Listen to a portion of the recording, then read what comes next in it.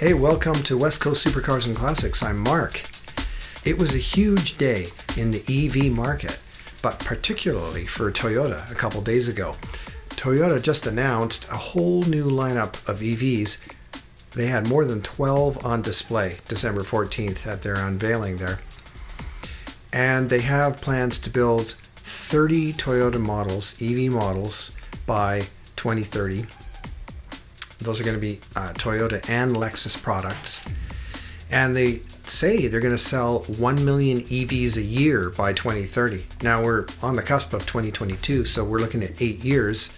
I think they have the credibility to pull this off. This is ambitious, of course, but they're a rock solid, well-established, like a major player in the automotive world. But also, they've been involved with battery technology for about 26 years, according to their own records. I won't go through all of the developments over the years, but we all know about the Toyota Prius, which was the first mass-marketed hybrid, came out in around 1997.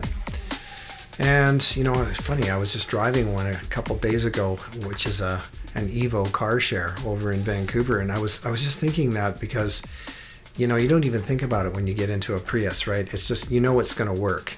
It's going to be rock solid. We know people who've got them. They have tons of miles on them. They're really reliable. They don't cough up their batteries all the time, stuff like that. Anyway, I digress. So they do have a lot of credibility. They have, according to their records, they've produced over 19 million car batteries, EV-style batteries. Not for starting the motor, but actually in the drivetrain process, right? And they say they've invested more than $1 trillion yen over the years. That's about 8.8 billion US dollars. And their plan is to invest another 2 trillion yen. And that amounts to more than 17 billion US dollars into battery tech. Now, I'm not going to get too far into this in this episode because I really want to talk about the models. Anyway, these are all staggering numbers, but this is a company that markets in about 170 countries around the world. Well, let's get on with some highlights here. Because this channel focuses on collectibles and high-performance cars, we're going to begin with the high-performance cars, of course. First up, they have a new flagship Lexus model. This is an electric hypercar, and it's very much in the spirit of the wonderful LFA V10 powered carbon fiber supercar, which is, you know, very well respected and is kind of an icon car for them. You can see a lot of styling cues. I'm not sure if I really like the back of this new one all that much. That's just me, but you can see a bunch of styling cues that kind of go back to that Lexus LFA. Anyway, the performance goals of this new car are 0 to 60 in around 2 seconds and around 700 kilometers of range per charge. Those are good numbers. I mean, by any standard, those are really good numbers. That's going to be the Hypercar. And this obviously signals some really desirable technology coming down the pipe. And while we've already seen some amazing products from other manufacturers that are already available more or less, the Rimac Nevera, well, we all know what that is. It's the all-wheel drive hypercar. There's the Lotus Evija. There's the Tesla Roadster. Obviously, if you peel back there, the Tesla Roadster isn't something you can go and get. I don't know what's happening with the Evija. I know it's been test-driven, and I don't know what the delivery dates are.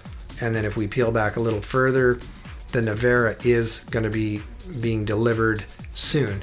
I think it's starting in the fall of 2021, so right about now. And they're only making about 150 of those, I think. So that's exciting news from Toyota, actually Lexus. The next enticing product we see is a smaller two-seater sports car. There are hints that this could be the new MR2. Obviously, it's a mid-engine style kind of looking thing, if that makes any sense in an EV. But since we're on the subject of EVs and MR2s, Maybe it'll be called the MRE, but I doubt it because that'll remind too many people of military rations, so I don't think that'll happen. Anyway, there wasn't a lot of detail on that car, but as you can see from the concept, it's a beautiful design language, and I actually like that one better, I think, than the Hypercar. This one is most likely going to be competing with the likes of the Porsche 718 Cayman EV, which is due to come out in around 2025. I should say that's also a Cayman and a Boxster model that will be coming out by 2025 from Porsche. Now, I'm planning to do some future episodes on battery technology, manufacturing, technologies, chemistries, and so on, and I won't get too far into it today. But I will say that Porsche is also working on some battery chemistries. Toyota is also. And there's a lot of R&D going on, a lot of big money being spent right now on this technology. But with Porsche, their next step is going to be in changing the anode of the battery, the lithium-ion battery, from graphite to silicone. And this has some energy and packaging implications which are good. And I believe that they are confident enough to go ahead with that manufacturing date of, say, 2025, and they're going to be employing this new battery technology. One of the reasons we're fairly confident about these things is because there is not going to be a weight savings unless the chemistry changes. So we're going to have to see battery technology develop in order to get these cars to be lighter and cheaper. I almost forgot to mention that Toyota has said on their Hypercar that they're going to try to use solid-state battery technology, if possible. Obviously, these things are under development. I'm going to wrap up today's show by just looking at 3 more of the special vehicles that Toyota unveiled. The first is what will probably become the next Tacoma truck. Now that looks pretty cool. That'll be competing with a long list of EV trucks coming on the market from Ford, GM, Rivian, and others, obviously. And the next vehicle is what could be the FJ replacement. That looks amazing. And finally, who doesn't want a lower priced, youth-friendly activity vehicle for that surfing or camping trip? I mean, look at this thing. This is really kind of fun. Move over big Sprinter vans. This might be the next must-have vehicle for the younger demographic at a much lower price, probably. Looks pretty cool. Well, that's it for today. I don't know how many of us were expecting such a massive announcement from one manufacturer, but it's really exciting to see Toyota jumping in with both feet and making bold design statements in this kind of EV market. Thanks a lot for watching, and as always, if you haven't subscribed yet, please hit the subscribe button, hit like, and we will see you next time. Ciao for now.